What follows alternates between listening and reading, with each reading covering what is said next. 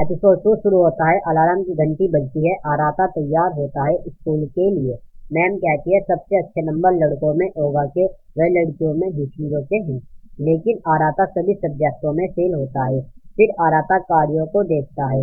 फिर उसे याद आता है कि ओगा ने क्या कहा था। कारियो को गुस्सा आ रहा होता है। फिर क्लास खत्म हो जाती है और मैम उन्हें थोड़ी देर बाद बैच ले जाने को बोलती है।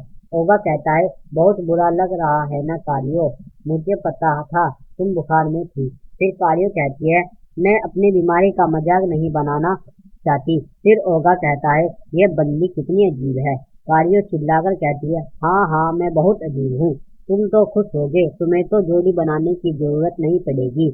फिर इन दोनों की बहस चल ही रही होती है। फिर आराता सोचता है कि यह तो बहुत गुस्से वाली है।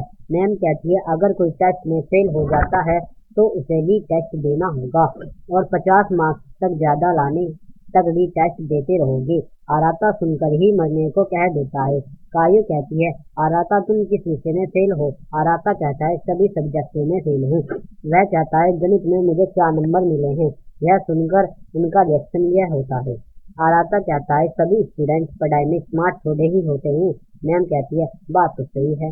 ओगा कहता है मैं तुम्हें पढ़ा सकता हूँ।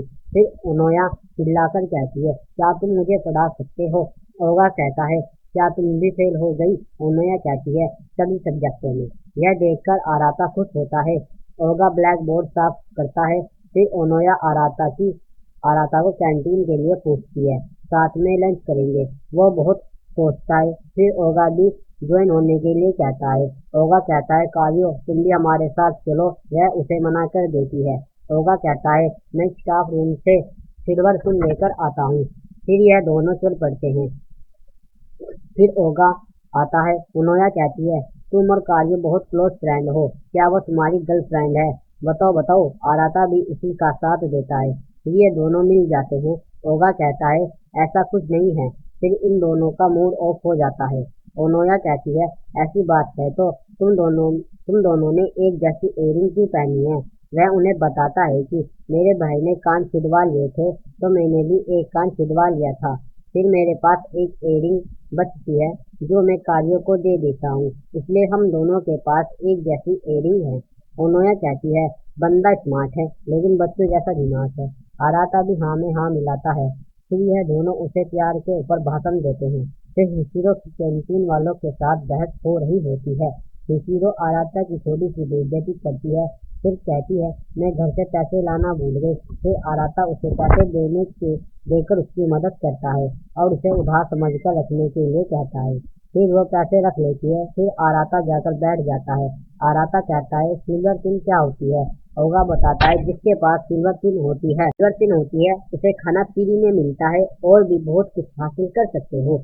ओगा कहता है अब मैं समझा, कारियो सिल्वर पिन लेना चाहती थी। फिर वह दोनों कहते हैं ऐसा नहीं है। आराता ओनोया के हाथ में फोन देख लेता है और वह फोन लाने के लिए मना करता है। ओनोया कहती है फोन लाना मना नहीं है। फिर ओनोया इन दोनों का फोन नंबर ले लेती है।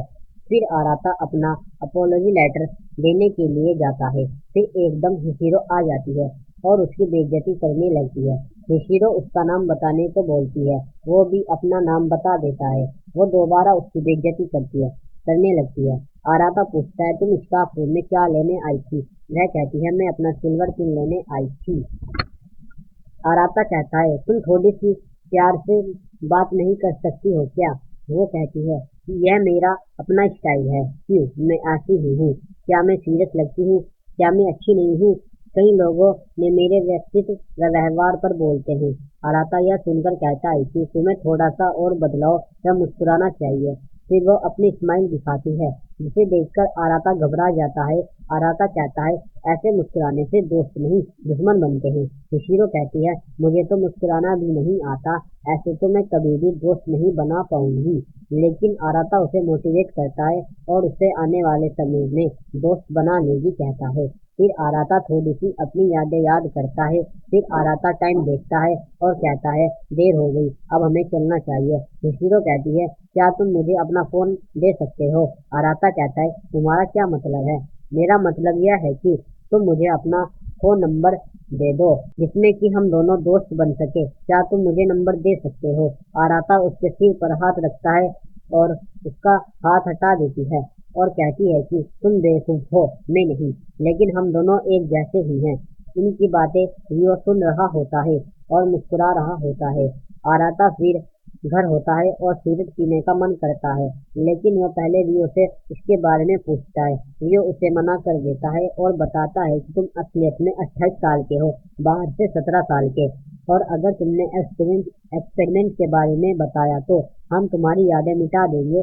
फिर उसके बाद हिशिरो का मैसेज आता है जो उससे माफी मांगती है आज के लिए। आराता कहता है कि इससे तो मैसेज लिखना भी नहीं आता और ये लड़की बहुत अजीब है, टाइप की है, और सिगरेट को पकड़कर उसे अलग रख देता है और पढ़ाई के लिए तैयार हो जाता है। Thanks for watching.